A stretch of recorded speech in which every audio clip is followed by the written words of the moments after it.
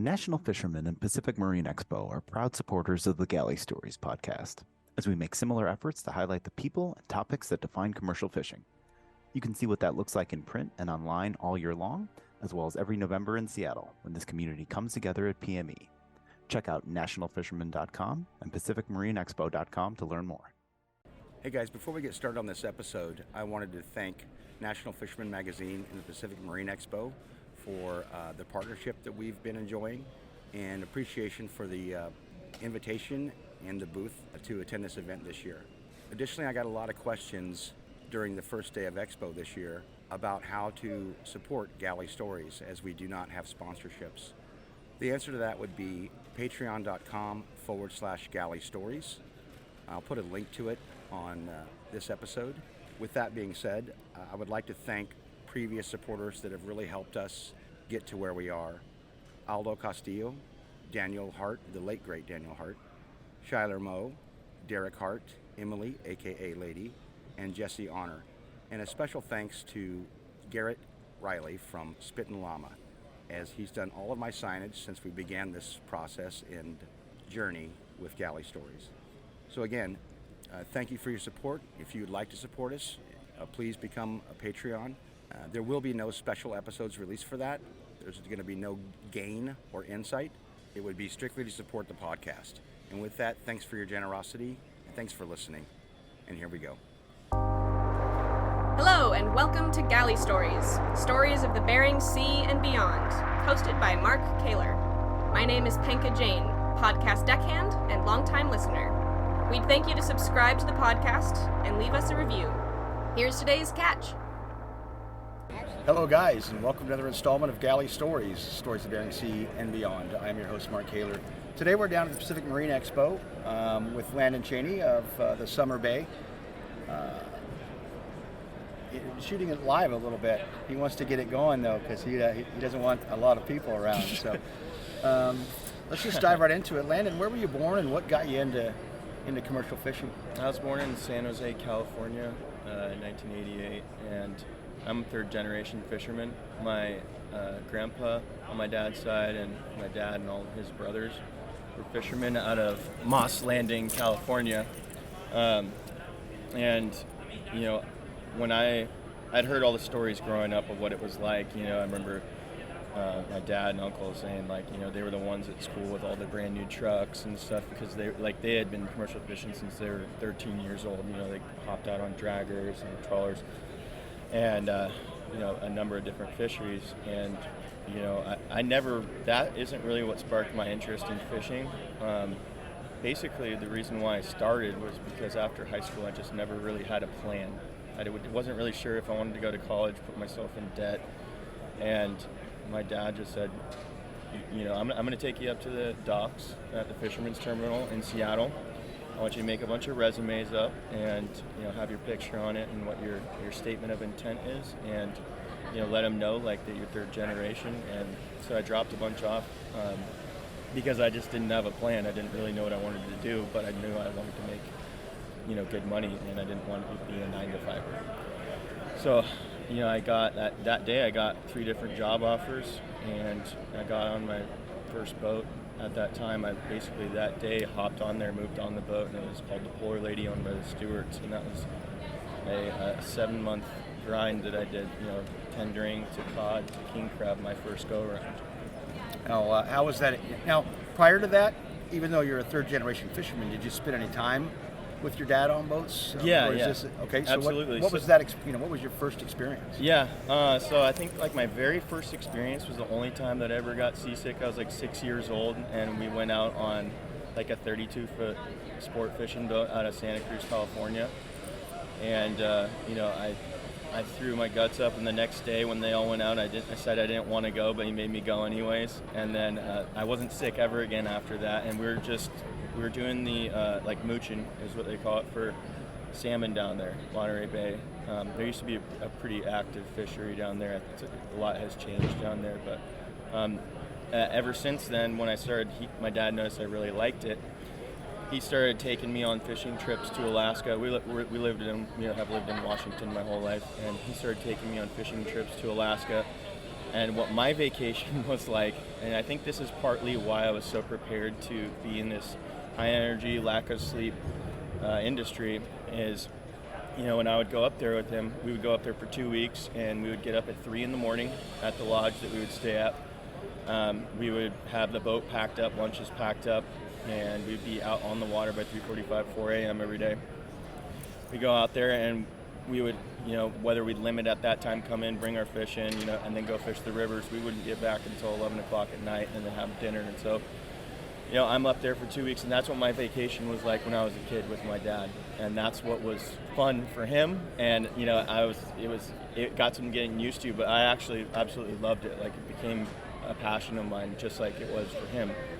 And so all of the naysayers, when I first got on the Polar Lady, the crew members, we'll see how you do, how you last. I'd already been brought up in that kind of mentality by my dad. He was like already commercial fisherman, and he brought the commercial fishing mentality to sport fishing. So obviously, I'm not going to say it was easy. It definitely wasn't. Like, I was 6'1", 155 pounds, soaking wet, like just a kid. Like people say I look young now, but I just looked like a boy up there amongst men. And it took some getting used to, but like I was brought in the old school way by a lot of guys, like, versus I think a lot more of people that are brought into that fishery now are brought in a little bit softer, but I was brought in like really hard, really fast. And I think that's part of the reason why I've lasted so long in it. So let's hear about that experience from the first day on that boat. Yeah, I imagine you started tendering first? Yeah. So kind of slower break-in, right, with tendering? Oh, yeah, absolutely. So, yeah, the tendering gig that we did was through Alaska General Seafoods, Ketchikan, Alaska, and that was more like a family operation. So it was Gary Stewart and his wife Evie, and their son Shell Stewart, who was actually my crab captain, cod captain for those couple of years I was on there up in Dutch Harbor. He was there, and a couple other crew members, and that was more like sunshine, calm weather on the inside, totally beautiful. You're like, I can do this forever. Yeah, I'm like, oh, this is commercial. This is great, And we'd take the skiff out. We're setting shrimp pots every day. We're halibut fishing while we're waiting for boats to come so that we can pump them off. It was like the sport fishing I did with my dad, but it was like more of a vacation than anything. And I was getting paid for it. I started out $100 a day when I was 19 on that boat. And to me, that stacking up and me just being able to do what I was having fun doing was like, that was a lot of money. I was like, oh my gosh, this is great, And everybody on the boat, like I said, super family oriented deal. But the transition, when it was time to go from tendering and time to go cod fishing, my very first cod season was all the way up in St. Matthews Island. And there was a couple of young guys on the boat, like 23 and 27, me being 19 at the time. And then there was like one old timer that was kind of like our hydro guy, chief engineer, and then the captain. But like the young guys, the way they broke me in is like they were very competitive with each other, and they were brought in super hard the way that I was explaining, and they were brought up in that old school mentality. So they constantly would tell me, "You're never gonna make it. You're never gonna make it. You suck. You're the worst deckhand ever." Every day, every single day. And I took the advice from many people that were in the industry already, and they just said, "Hey, just put your head down and keep your mouth shut. Like, you may not agree with what the people above you say, but like, just do your job, and you're gonna make a lot of mistakes, but just try to be better every single day." And eventually, after about 2 weeks of that, it worked enough to where I could do my end of the job, and then I saw those guys that start to bicker with each other because they're like, "Oh, he's doing his job now," But I think like the real like victory for me in that first season, like, they'll never tell you you're doing an awesome job. Like those old school guys will never tell you, "Oh, you're doing a great job. You're doing a great job."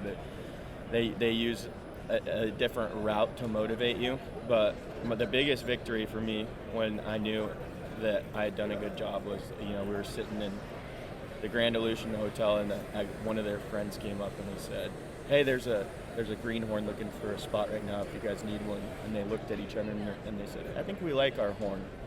And I was like, and it was just like the best feeling, you know. That was like after getting brutalized and you know, I mean, I'm saying like if I was pulling buoys in and I wasn't pulling them fast enough, they would take the buoy and swing it like a bat at my face, bloody noses, like it was rough sometimes, you know, and like let alone the hands hurting, the body aching, and not really knowing the program of, you know, changing gloves, changing gear and all that. Just uncomfortable, miserable, tired all the time. But that was like the big victory for me, and I just always continued to motivate myself mentally with, you know, your grandpa, your dad, your uncles. They're all like counting on you to do this. Like I really had to do it for them before I did it for me. But after that moment when I got that positive reinforcement, I was like, I'm gonna do this for me now. And that was on land. They didn't give it to you on the boat. They did that to me while we were out fishing. You know, that was all that brutal stuff. Yeah, it's just this, but like that's the compliment came back. Oh, on land. The compliment came on land. Yeah, when we're actually sitting down, like after that cod season. And I always tell everybody this, like, and you know, it might be like it might not be correct. It might be just saying this because that was my very first season. And I think for everybody, their first season is going to be the hardest. But I like to this day wonder if that is probably one of the hardest seasons like that I ever did, and it happened to be my first season. Like I still think that because, you know, we were way up. You know, St. Matthews is way up north there. It's not too far from the Russian border, and there was no town to go to for 35 days. We were just delivering to this processor that was like a floater about an hour and a half, 2 hours away from where we fished. So there was no heel up time. Like when I fished cod after that, we would be delivering to Dutch Harbor, and we would be running, you know, 8 to 12 hours from the ground. So like you would have all this extra sleeping time to heal up after every like 2.5, 3 day trip. And like we didn't have that my very first time. Like it was a really tough break-in, and I totally understood. Like when they were telling me, yeah, you're not gonna make it.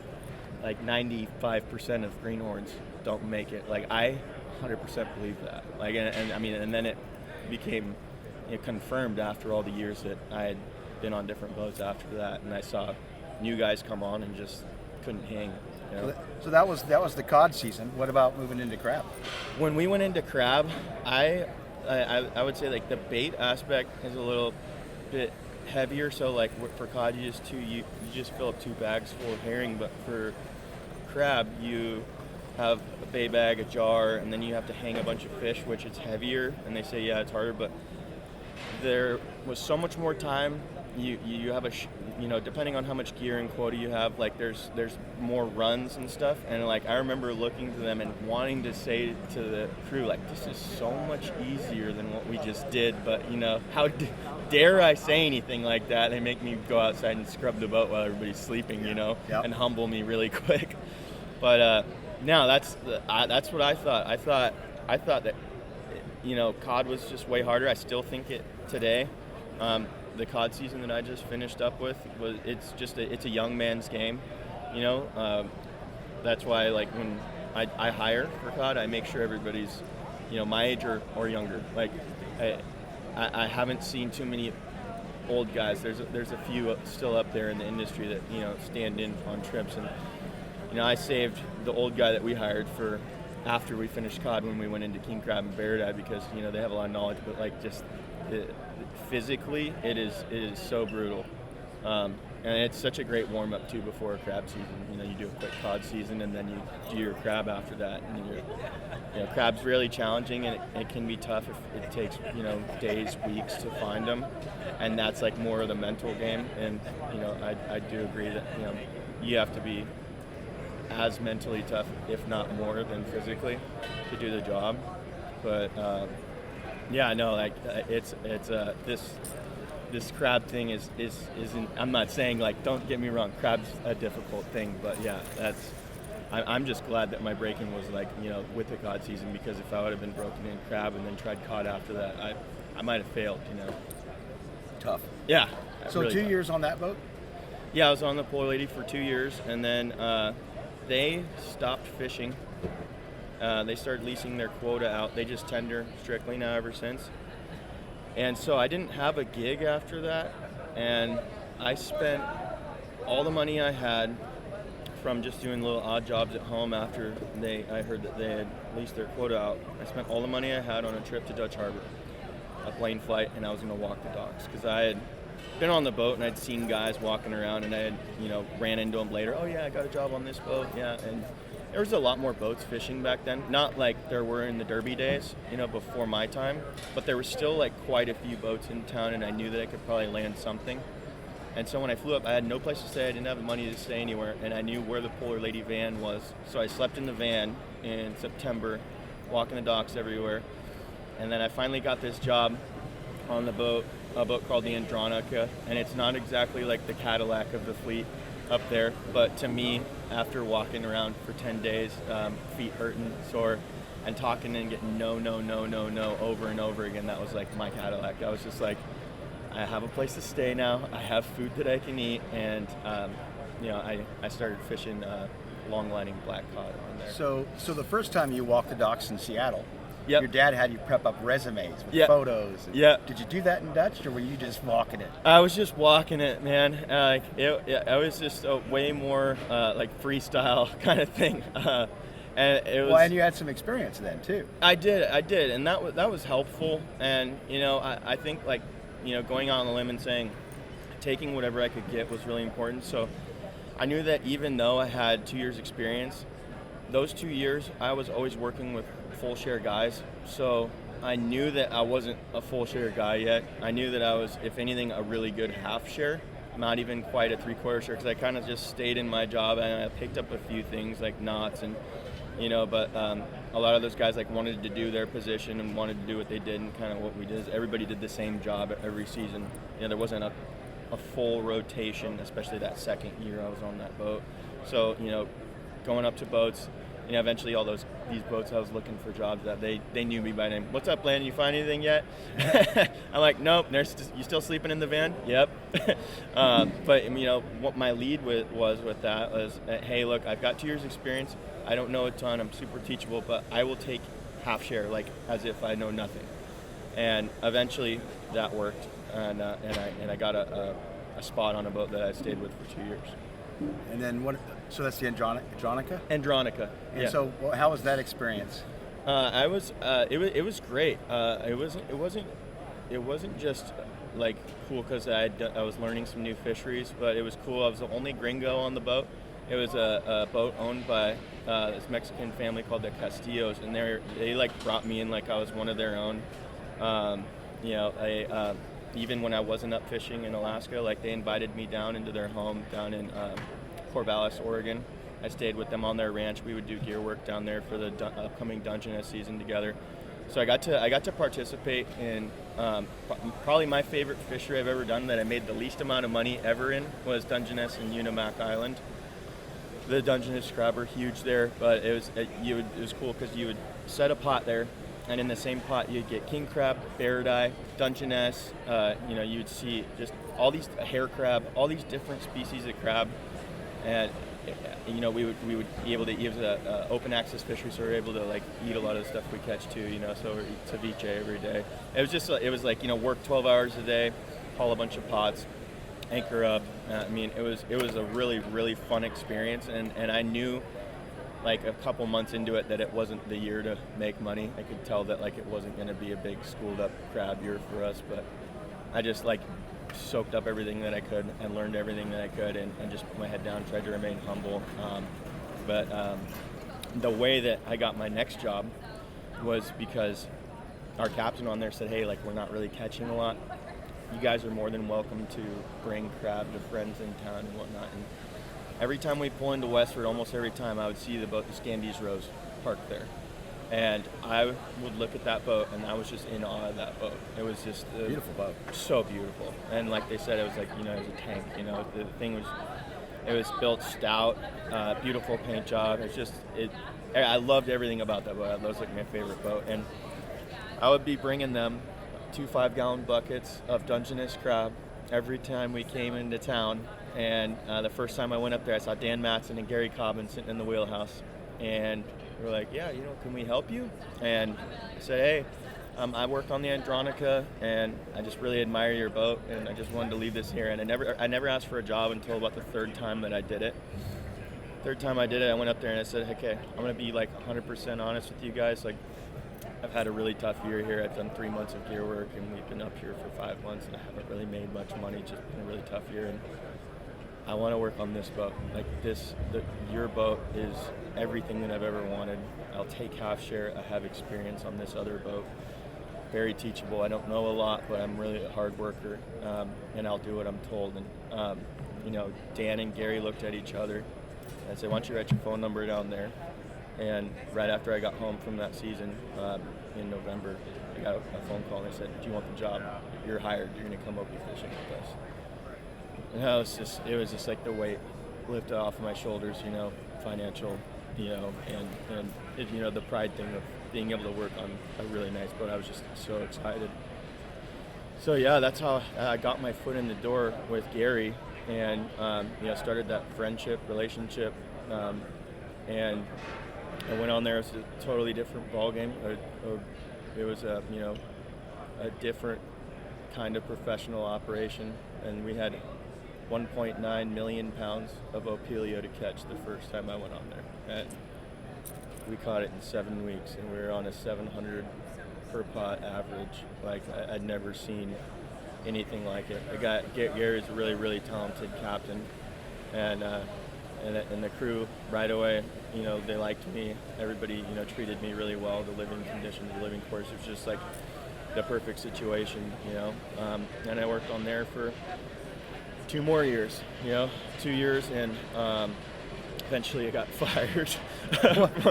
Let's hear that one. Yeah, I was, I think 2 years after that season, I was doing shipyard in Seattle, and in my young and dumb days, partying way too much, drinking, even a bit of drugging back then.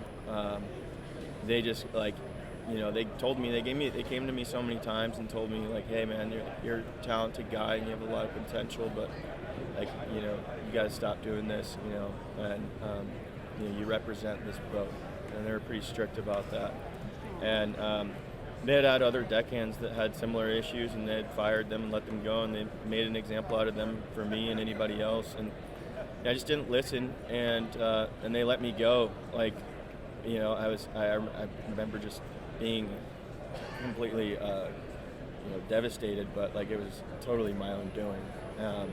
And talking on the phone with Dan and going and meeting him for my last check, he was so sad to see me go and see me doing that, and I remember that in that time I thought maybe I'd take a break from fishing and kind of like get centered, think about the choices I had made, and I worked at as a door guy at a bar for a little bit. I worked in sales, selling TV service for a while, and a year and a half went by, and I missed the ocean, man. I missed it so much. I missed the camaraderie. It's just unmatched on a boat. There's nothing like it. It's just, I would imagine that it's like, being in the military and being, with fellow soldiers. Like, you're going out there and it feels like you're going to war, like at the beginning of the season sometimes. And it was like I said, devastating. But I bounced back. I actually called Dan and asked him if he had anything available, and I was trying to get my shit together a little bit. And him and Gary owned another boat, the New Venture. So I got on there and I worked for 2 more years. It was like the rule of 2. 2 years. Yeah, until the boat I'm on now. That changed, but. I worked on there for 2 years, and I learned a lot from Petey. He was my deck boss on the Scandies Rose. He taught me so much. Quirky guy, just like he's like my little big brother. He's about this tall, but he's just like my big brother. He's just a great guy, and I still have a really good relationship, and we talk all the time.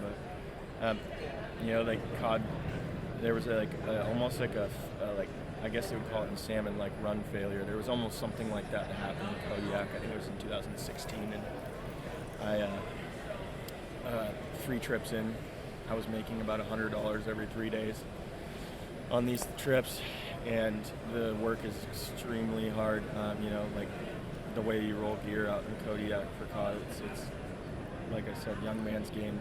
A lot of work, really hard, and I got to a point where I just said, I can't do this, man. Like, I know he was struggling. Everybody was struggling. Every boat out there was struggling. Nobody was catching anything. I said, I can't do this anymore.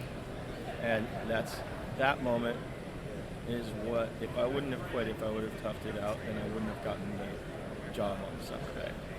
And in that moment, I hopped off and I started calling people that I knew in the industry, and I called Chell Stewart, who was my first captain, first pot fishing captain on the Polar Lady, and I just said, hey man, I need something. Explained my situation, and he just said, yeah, there's this guy, Bill, that just bought this boat, the Wasili B, and he needs a guy.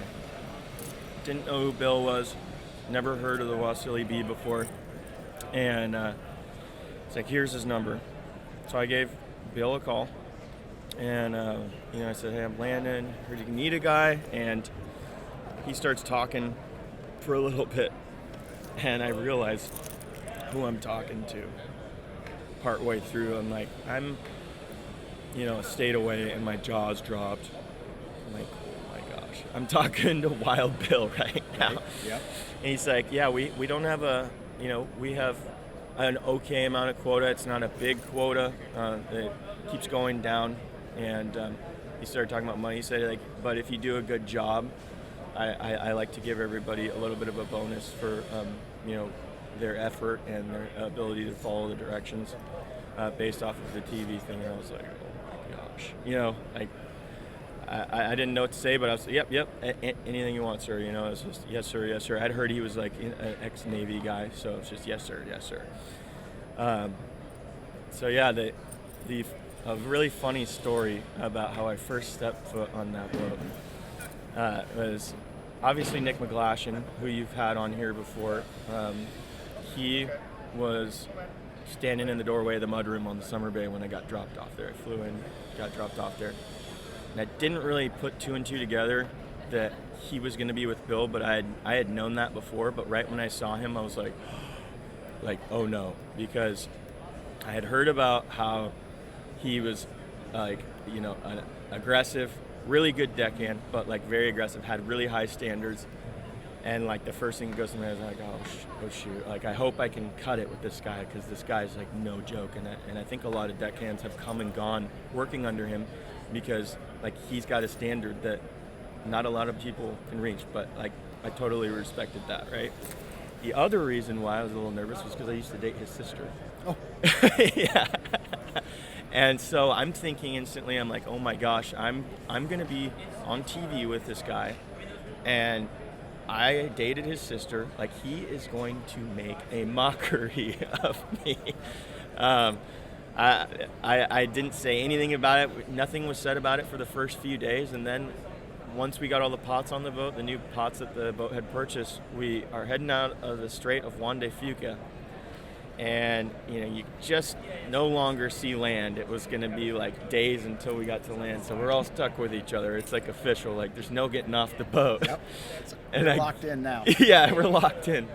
And I get out of my bunk after a nap, and he says, very sternly, and doesn't look happy at all. And the rest of the crew's sitting at the galley table saying, hey, Landon, didn't you used to date my sister? Like, I was like, oh no. Here it goes. Yeah, that was just, here we go. Nothing, regardless of the cameras, they weren't there yet, but like, I was just like, okay, this is the beginning of something really rough for me, and I'm either gonna come out like looking terrible, or I don't know, I can't imagine anything better than that. But I just said, hey man, like, I really, really liked her. I introduced her to my family. I brought her to my house. Like, she knows my dad. She knew my dad. And he said, what? She's crazy. You're crazy. What the heck? She met your parents? And he like laughed it off and went upstairs and told Bill. I guess Bill knew his sister too. And at the time, like, she was a wild one. She's like totally, chilled out now. But at the time, she was a wild one, and he told Bill, he's like, dude, Landon used to date Melissa. And and Bill was like, oh my gosh. Like, they were all worried about me. They're like, this guy is a wild card now. Like, we know nothing about him. We just know it from the word of this guy that referred him. But, like, we know nothing about, like, what he can do. And this is what we have to go off of. Oh my gosh. Like, they're freaking out. So, anyways, before the work really started, it was time to show what I could do, and we had to go set all of that gear in the gear storage, and I just continue to remain humble. I never it's a very common thing in the industry up there. There's a lot of ego, like a ton of it, and everybody's always bragging about how good they are, like they're the best deckhand ever. I'm the best at the rail. I'm the best at this. I'm the best at that, and I never wanted to be that. I got warned. My first year by different guys I worked with, like, don't ever be that guy, because that is evidence of being a bad deckhand, is bragging about how good you are. And so I just never said anything. I never said what I could do. I just wanted to show them what I could do. And when we set all that gear, they put me on the stack, and after we were done setting it, they were like, why didn't you say anything? I didn't realize you knew what you were doing. And I said, there's a million guys better than me.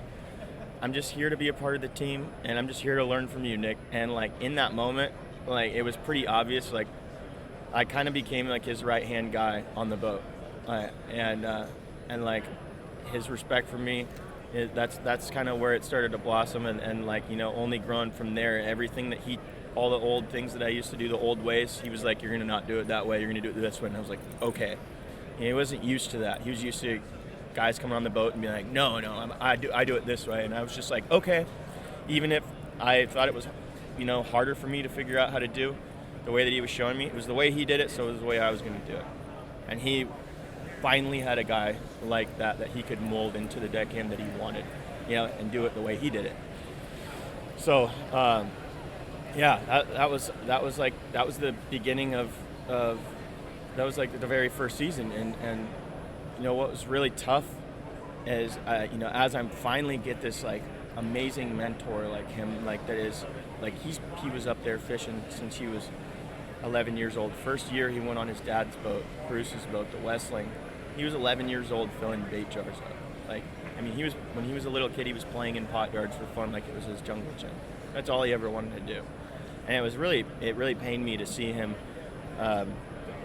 fall so hard in that first season, because that very first season I worked with him, he got fired off the boat, and it was for substance abuse. And I didn't. It being my first season, I'd never experienced it, but Bill had already experienced it with him for many years before that, and he just kind of lost his patience at that time, and he kicked him off. So we went back out for our final trip, and no Nick on the boat, and it was just me, two other really young guys, and an old timer on the hydros, just four-man in it without the star of the show. Like he was our best player, like it's a sports team. He was our best guy, and he wasn't there. But after that season, I still hadn't had enough with my partying, and then I had heard while I was out partying at home, I heard that he had cleaned up his act, gone to rehab, and totally changed the way he lived his life. He's reaching out to me, texting me. He's like, hey, let me come see you. And I'm like, no, right now. I don't know, it's not a good idea right now. He's like, it's okay, man. I'm not going to judge you, dude. Like, I just want to be there for you. No, I'm okay. And then we all flew up there. And I was obviously not 100%. And there he was, like, it was like looking at a totally different person, man. It's like just this glow that he had about him. And I remember that was my first winter season fishing with him, and I just remember saying to him, sitting in the forepeak, like, hey, I want what you have, bro. Like, you've got just this shine to you now. And he's like, all right, let's do this. Let's dive in. And, we went on through that season. He was there, like, supportive of me, not just as a deck boss, but as a friend. And helped me, showed me kind of a better way to live life, and we got a place together in Seattle. We lived together after that. We did everything together. We became best friends pretty much instantly within those few months, in the fall and the winter. And we worked for his dad on the SBS provider, did a little tendering contract together on there, had a blast together. Gosh, that was just the very beginning. That's my first year. So much happened in that first year on the Summer Bay, What about the next year? Oh man, the next year is I think that it was really just trying to. I was doing everything that all the jobs that I could do. And I was trying to just learn the basics, and then the next year, there was I would say, I started looking at fishing more like a sport. I started having fun with it. I started to learn how to be out there, and instead of being miserable, I learned how to laugh and have fun with my buddies and crew members. Telling jokes in between pots, just being goofy and stuff like that, instead of I can't wait until this is over, right? This is hell for me. I just want to get this over with, put the boat away, and get my check and go home. It didn't turn into that. I think I looked forward to it more because I knew I had good friends, especially in Nick. And then I just wanted. It's people would always talk about Michael Jordan, how they wanted to be like Mike, And to me, Nick was the Michael Jordan. Oh no, crab boat. I wanted to be like Nick, So everything that he was, the way he would throw the hook, the way he worked, the way he did everything, I just wanted to do it the way he did it. He had all these fancy ways of throwing shots over the side of the boat, all these crazy shots that he would do, and he would be laughing, not at me, but he'd start laughing, smiling, the way when he would see me trying to do things just the way he did. He's and it made him really happy, he could see the respect that I had for him. So, I remember at the end of that first year, Bill looks at me. This was a big shocker. Right before the second year, he's like, "You're going to tender this boat, and you're going to become my new engineer. Tim's getting old, and he's not going to be in this much longer. He's going to retire. You're going to be my engineer." I was like, "Bill, I've never even worked on a car before. I don't even know how engines work." He's like, "You're going to learn." Just sternly, he was like, "Don't give me that shit." You're going to learn. You're going to be my engineer. You're going to be a good engineer too. So we had a different summer captain, and so I was the only one out of the crab crew that stayed in the summer for 4 years, and I had that captain. He taught me a lot, learned the engine room, and then when I would come back up and I became engineer during the crab season, cod season, whatever, I would share what I had learned from him, and then Bill would fine tune it a little bit. He's like, "Yeah, that's fine, but I want you to do it this way." And and slowly but surely, now I know that engine room better than anybody on this planet, and I had zero understanding of how engines work. I really still, to be honest, don't really know the theory behind them, but if something breaks on an engine, or something is acting a certain way, hopefully I've done enough preventative maintenance on it to where it doesn't happen, but I can pretty much fix anything in that engine room, and if I can't, I can always talk to Bill, and he can sit in the chair and fix it from the chair, use me as his third arm, you know what I mean? But yeah, that was a tough one because, I was wanting to go do the fall season, winter season, and then come home to the family. It's a big sacrifice being a fisherman and being away from your family that long. A lot of people, they don't realize it. And I think there's a lot more respect for people when they join the military. It's for this cause, but then we're all in the same boat. We're all trying to do the same thing and accomplish the same goal, and that's provide for our family. So I would spend time in shipyard in Homer, Alaska, where our boat's based out of. Time from May, and then take off in June from there, and then start our contract in June all the way until the beginning of September. And we weren't fishing cod yet at that time on the summer base, so I'd be able to go home for 3 weeks in September, and then I'd have to fly right back up and be gone for another 2 months, October and November.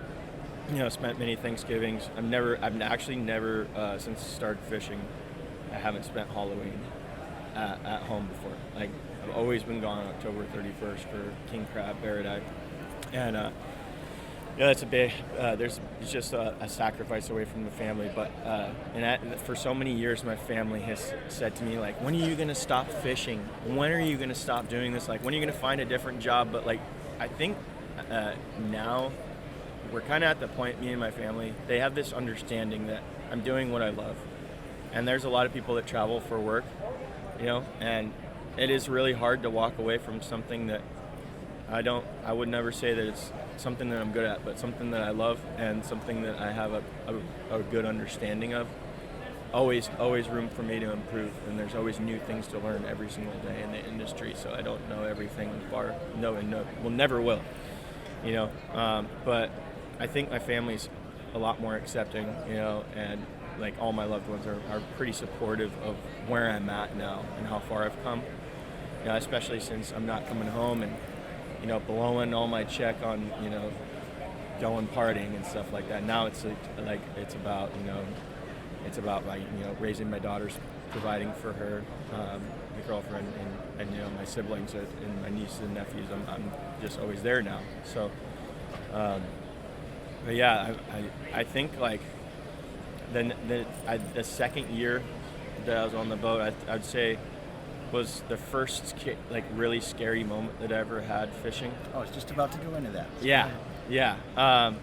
There's a Spencer Moore. His dad ran the Rogue for years, Shane Moore, and Spencer, like, Bill's known Spencer since he was a baby. He's held him like when he was just born. Bill's really good friends with his dad, and he got hired on to the boat as deckhand, and me and him, kind of same level. He had done about the same kind of experience that I'd done. Really good buddy of mine. I actually just ran into him up in Dutch Harbor. He's on the Polar Sea now, but he went overboard during a winter season, during the biggest tides of the year, and it was seeing him flip over the rail and his feet go down into the water at night, biggest tide of the year, in the winter. It's just like it was like as scary as it could be without there being a lot of weather. Luckily, the weather wasn't really bad, but it was pretty cool, because one of the things that Nick was always so good with was he was always good at teaching us all of our positions and going through safety training before every season, giving everybody their jobs. And when Spencer went over, it was like the inside of a clock, everything working perfectly as it should. It was like everybody went to their exact position that they were supposed to go to, and he was in the water for only 90 seconds. Bill put it in full reverse, and me and Ronnie went and got the life ring. We tossed it out to him. We had the spotter. Nick went to the crane, lowered the crane strap down so he could put his foot in it. We had the painter's line pulling him in. He was only in the water for 90 seconds. Like, when we got him on board, he still had dry spots on his sweatshirt. He wasn't fully wet yet because we got him on so quickly. That was all on camera, wasn't it? It was, yeah. Yeah, it was all on camera. And funny enough, there's normally a deck producer out on deck, and there was nobody really out on deck at that time. We were hauling a cod string for a bait, and so the deck cameras picked it all up that were running. And but yeah, it was once we got him on board, and I was leaning right over his face and holding on to him, and I just didn't want to even let go. And I'm asking him, "You okay, buddy?" And he couldn't even speak. He was just looking through me, looking right past my eyes. And that was like the first. I would say the first scary moment I had. I would say the most scared that I've ever been in. And we'll get to the part when we almost rolled over, but I honestly I was there. Yeah. I was talking to Bill on the radio. Oh yeah, you were in St. Paul, weren't you? Yeah. That was very scary. But I would say the most scared I've ever been up there, and I think this will always be the scariest moment, is when we were setting the gear in the winter for cod. I think it was 2020, And Bill says, "Hey, everybody, come inside right now. We need to talk in the galley." And I looked at Nick. I'm like, "What's going on?" He's like, "It's bad. It's really bad." I was like, "Oh shit." I didn't know what to expect. We sat down and we got the word that the Scandies Rose had sunk. And first of all, that right before that season, I got a job offer to go on there, and I actually said yes, because like at the time there weren't a lot of boats with a good amount of quota. Quota had been shrinking, but they had over 1 million pounds to catch, and I think we had like 160,000 pounds of opilio, but the paycheck was going to be really big. I said yes, and then a couple weeks later, Nick talked me into staying and was just like, "Dude, it's not going to be the same without you." So I decided to stay. And so when we got this news, I wasn't even thinking about that at first. The first thing I thought of was, if a boat that badass and that well built and like in my eyes was indestructible, in my mind indestructible, if a boat like that can sink, how are we going to make it on this little boat? Like the Summer Bay is like a little medium crab boat. It's not very big. It's 113 feet and it's not very wide. And the Scandies Rose was built for the ice. It's over 130 feet long, and it's like a really wide, deep draft boat. And so I became scared of the situation that I was in. We were in the same storm that they were in, and I didn't have all the answers as to why they, started rolling over. I don't know if anybody's ever going to really fully know what happened, but ever since then, I tell Bill this all the time. Ever since then, there's like a different kind of nerve that hits me about a week before I fly up for a season, and it started in that moment. And what I've just learned to do with it is I've learned to like channel it into being like double, triple prepared, like for anything. Like it's never wanted anything like that to ever happen, but like the fear that it put in me, it's made me want to be that much better of an engineer. Anything that I can do, I look at myself as engineers, like, and you have to, in any position on a boat like that, is you have the lives of everybody in your hands. The captain does, engineer does, and then as a deckhand, if something happens, then you have to be able to respond and be there as a part of like the mission to rescue whoever went overboard or whatever got hurt. So that moment, as absolutely terrible, sad as it was, and I wish for everything in the world that it wouldn't have happened, it's turned me into a whole different kind of deckhand and engineer. Very, very much more aware of safety stuff. I kind of took that safety stuff a lot more for granted. But like after that happened, I like read the entire stability report of our boat. I read both, every book on all of our engines that we have, mains, generators, like front to back multiple times.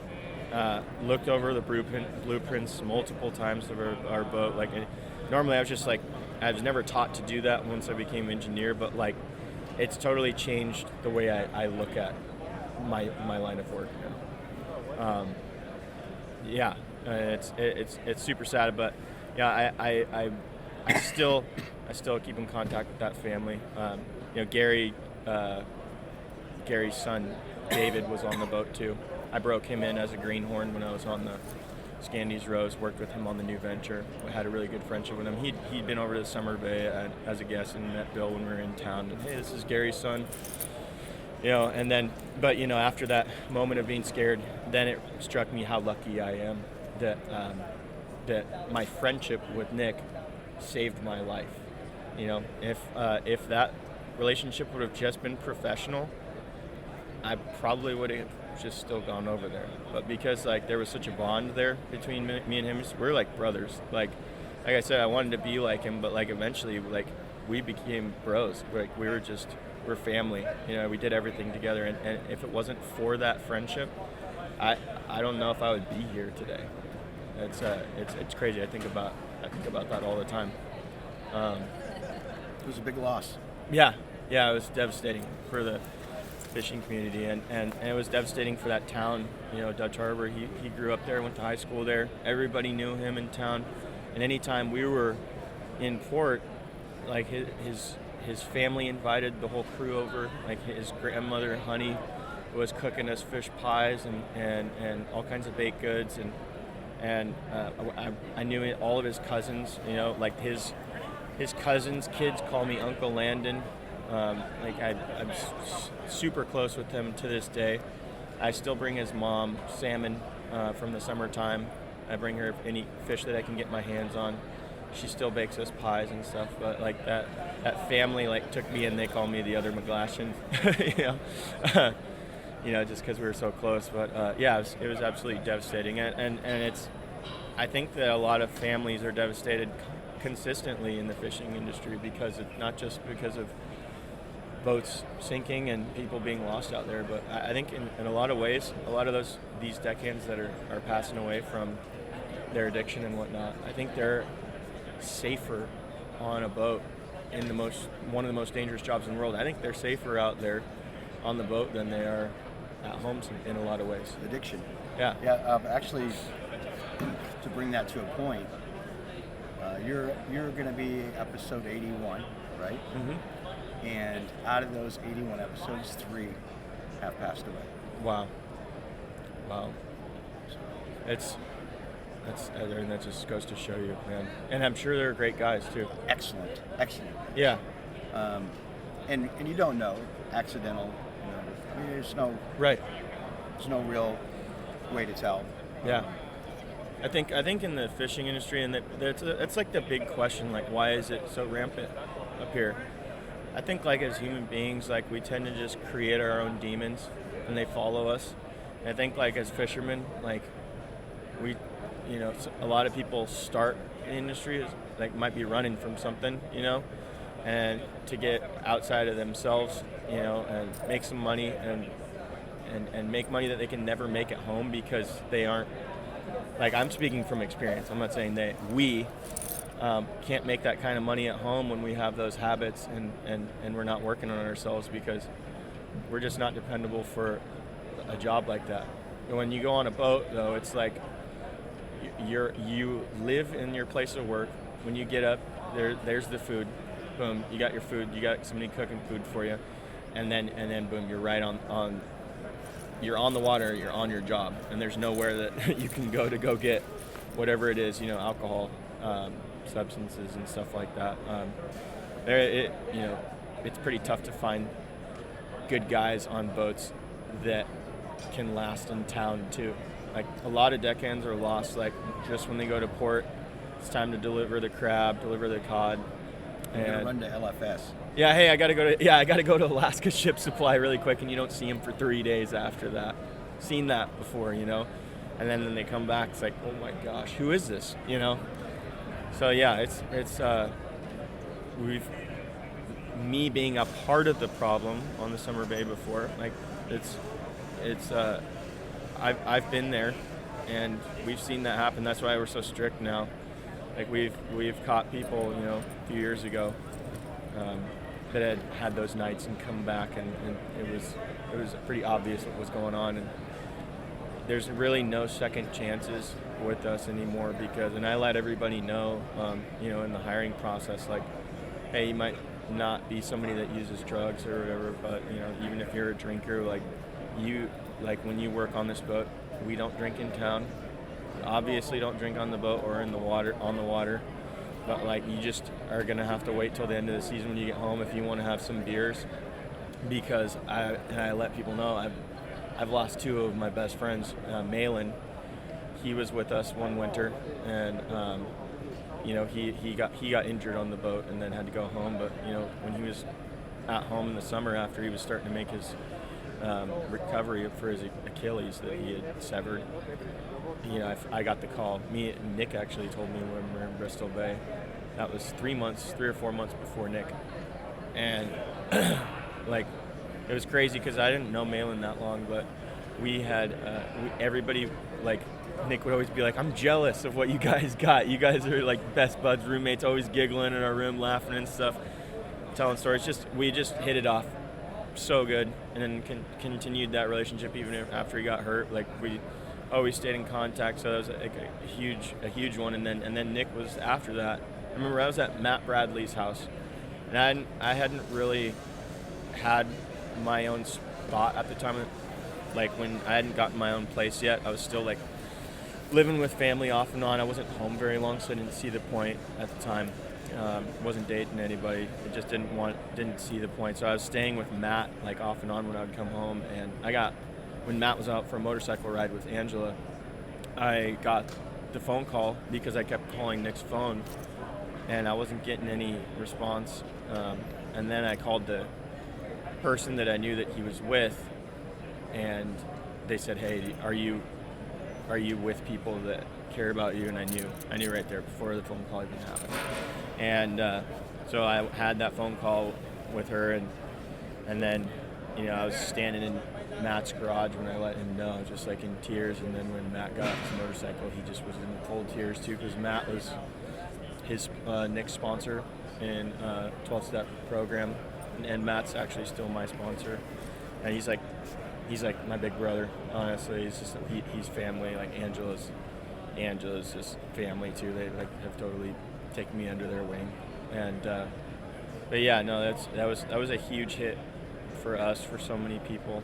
It was it's still sometimes hard to believe that it happened, you know, because it was such a big part of that deck. And like, I work to this day on the deck, and I went up to the wheelhouse this season. I said, man, sometimes like I just see a movement out of the corner of my eye, and like, you know, it's just like I feel like, you know, there's somebody with me still, somebody watching over. And he said, I get the same thing. I see like something out of the corner of my eye in the wheelhouse, and I feel like he's about to walk up the stairs, and then like it's just that split second, you know, where until your memory kicks in. But yeah, it's never been quite the same on there. He was really good at not just building a friendship, yeah, but strengthening it. Like, he would pass through Seattle, and I'd just get a text going, "Hey, coming through. Can I see you?" You know? Like, yeah. Just that connection. Steph and I stopped in Anchorage one night. He happened to be there, and he's like, "Let's go to dinner." Yeah. You know, and I had a beer, he had a water. Yeah. You know. Yep. Just, he was really good at those little connections, or just reaching out. Yeah, he was Big on FaceTime. He loved he the was FaceTime. so good at that. Oh my gosh! Like, you know, one thing that's like a good example. Like, I'm never going to be like that, good like that with him. Like, he was always really good at keeping in contact with old friends of his, like people that he had met when he was in treatment, and like he was constantly keeping like in contact with like fishing buddies. Like, how are you doing? Asking them how they were doing. And I guess with myself, I guess I'm a little bit more selfish. I just like I keep my, you know, I keep like a lot of the people I talk to just more tight. Maybe it's partly because, you know, losing people and it's hard, you know. But even if like it was somebody that was just like a loose acquaintance, like he would take the time out to check up on people, and like especially if somebody was suffering and he could see that on Facebook or Instagram, like he was reaching out to them and like, "Hey, I'm here for you." He's just like he did for me, you know what I mean? Yeah, there were so many times that we would be together and we would find out about like a friend of his that wasn't doing good, and he's like, let's go to him right now.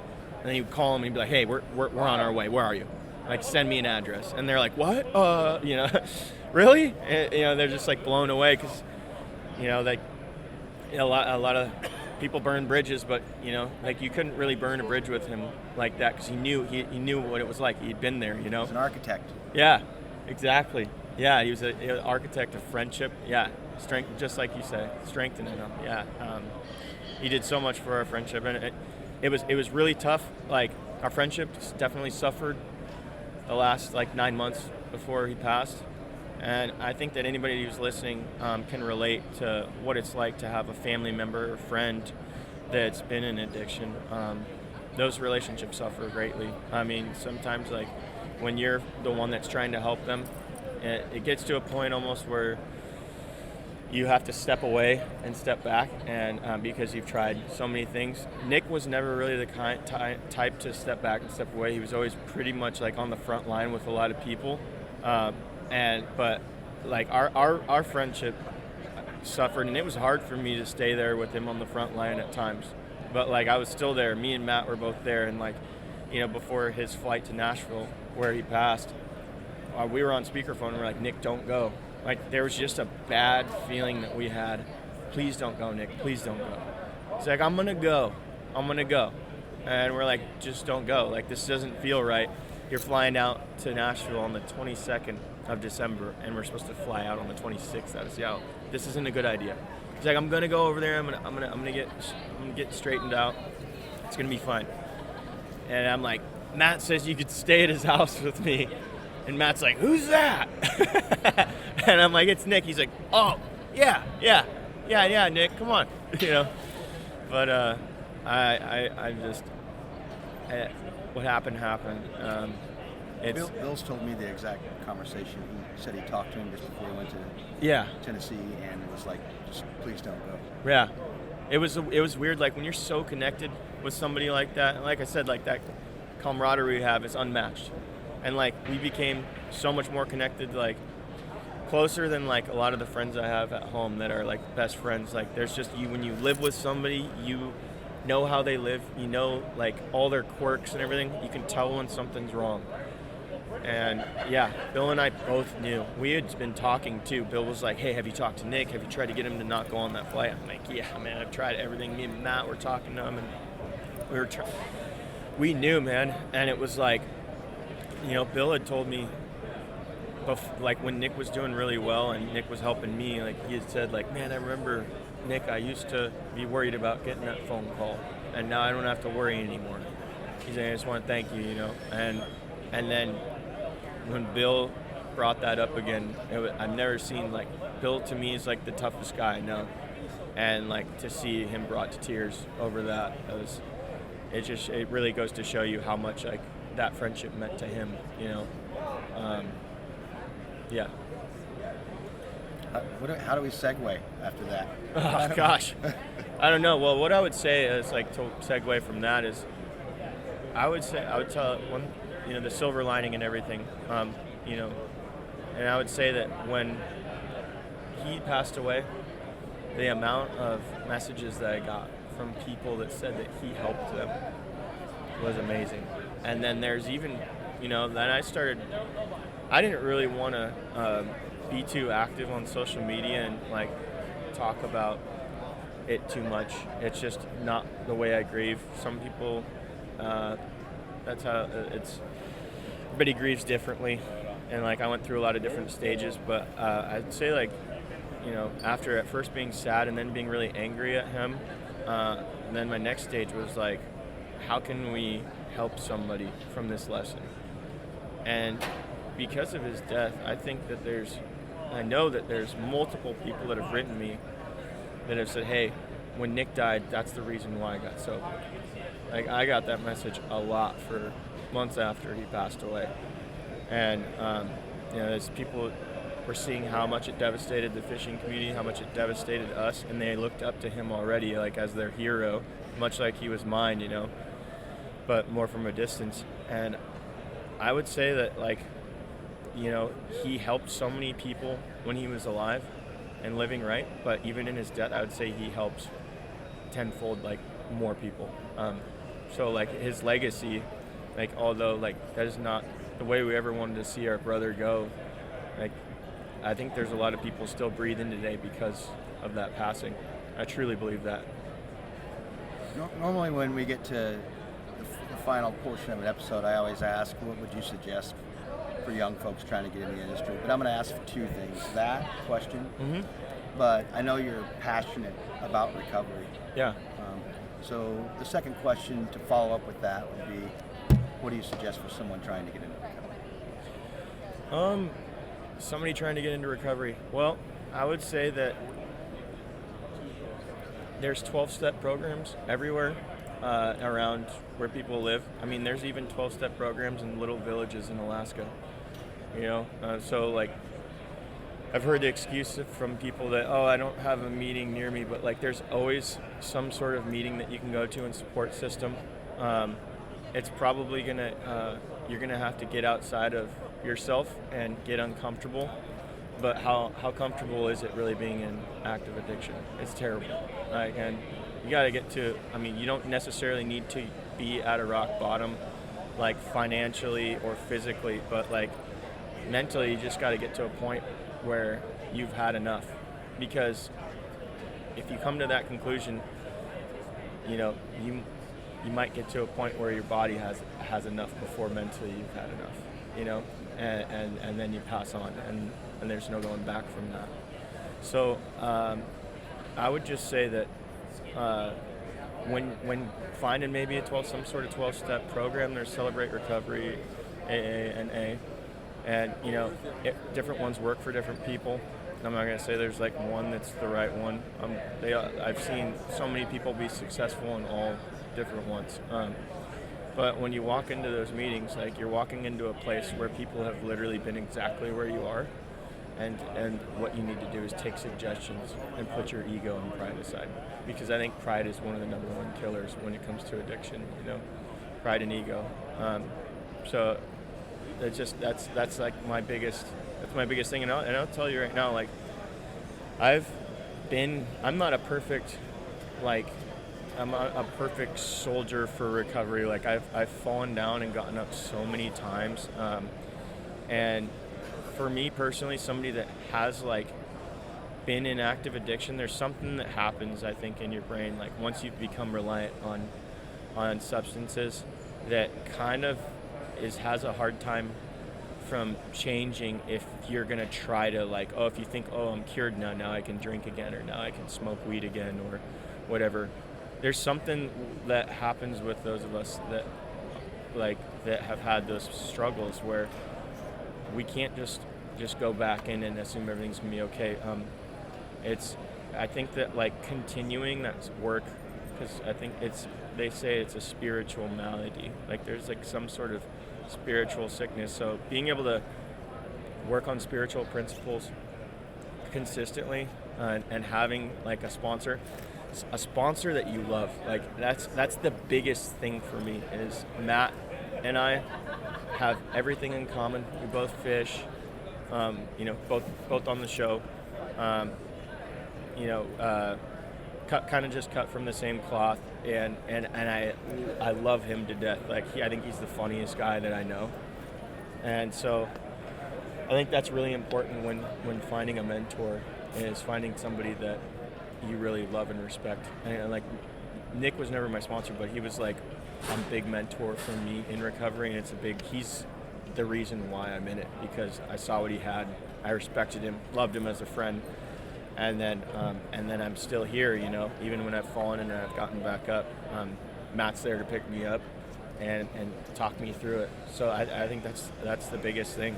It's just you have to take suggestions and put your pride and ego aside, and be willing to have enough. Just say I've had enough. What about young guys getting in the industry? Oh gosh, well that's a tough one right now, because the industry, gosh, I don't want to sound like an old timer, but industry ain't what it used to be anymore. There was a lot more money in it when I first started. Price of cod's pretty low right now. I know the price of halibut and black cod isn't that good either. And regardless of what the prices are for crab, the quotas are so small. I would say that if somebody was going to join the industry right now, they got to know that they're going to be started out as a half share. And I'm telling you, even full shares are having hard times making their bills right now. These are guys that are getting full percentage. So my advice, honest advice, is if you want to do it, then don't expect to be handsomely paid right now. And that's the main reason why people want to get into the fishing industry, is because they heard about how good the money is. it's really not amazing right now. I mean, salmon, for instance, like we had like record years and prices, and then this summer we got a 50-cent base price from the canneries. I mean, it's not 100% their fault. There's a, you know, it's very complicated and why it was 50 cents. There's a lot of factors in that, but you know, I made a third of what I made this summer, and we had a really good summer. You know, we put in a lot of pounds. So I would say, like, if you have an expectation to make a lot of money, just don't get into it right now. Honestly, I'd say wait a little bit. But if you have the passion to fish and you love fishing and you want to at least use these years to learn when the money's not super good, and then when the price jumps up again and quotas are back up and you have the experience already, you could go that route too. But it's a tough one. It's a tough one. I see guys getting, you know, disappointed. New guys coming in getting disappointed by checks like that I've met this year. And it's like, hey man, this is what you signed up for. This is the way the state of the industry is in Alaska right now. It's tough. Well, Landon, thanks for taking the time. We've been trying to get this done for A couple of years now. A couple of years, so I appreciate you taking the time. Any final words you want to end us off with? Gosh, I'd say like just another like reminder, like just don't forget about like what goals you have, like when you're coming up to do a job like this. Just you know, keep all your loved ones as like your motivators, and remember to, when you get home, like spend all your time with them, because that's what I do now. Like I hang out with a few friends that are like family, but like all my attention is to, you know, my loved ones, my family. You know, that's everything. Awesome. All right, Landon, thanks. Yeah, brother. Thank you for having me. You bet. Thanks for listening to Galley Stories. We hope you like what the net brought in. Please leave us a review on iTunes. Whether you like it or not, we're not fishing for compliments. Look us up on Facebook and Twitter too, and reach out to us at galleystories@gmail.com.